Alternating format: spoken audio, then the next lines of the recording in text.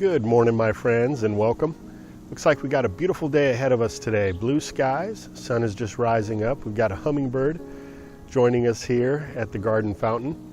And I want to share with you a quick gardening tip, something that I feel is going to help you to grow not only amazing crops, but also help to create healthy soil. So important that we start with a foundation of healthy soil in our garden so that we can grow the most amazing crops possible.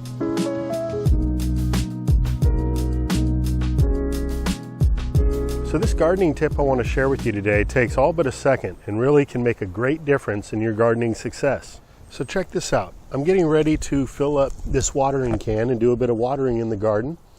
And there's a little issue here, and that is that I'm going to be using tap water. Now, tap water contains chlorine and chloramines in most locations.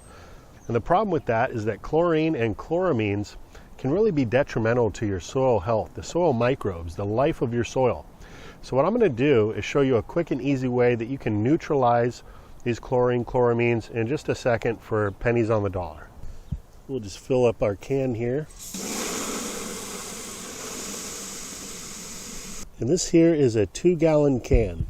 Now all we're going to do is take a simple lemon here and squeeze some of the juice into the can, and that, my friends, is going to neutralize the chlorine and chloramines.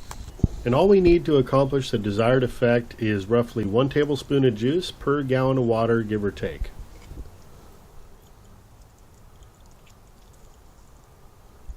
And because this medium-sized lemon is so juicy, I can actually use this to treat probably about 3 of these watering cans. From here, you are good to go. You can go ahead now and water your plants. And besides having just neutralized the chlorine in the water here, we got the added benefit of that vitamin C, which is also a plant nutrient. It's not just good for people, it's good for plants. Here we'll water this lemongrass plant with some lemon water.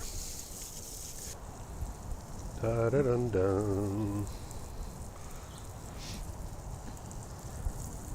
Now you can also do this with other citrus varieties of fruit, such as the oranges, like you see growing on the tree here behind me. Although they're going to be slightly lower in vitamin C. In fact, the orange has most of its vitamin C located within the peel, but the actual juice is less than that of a lemon.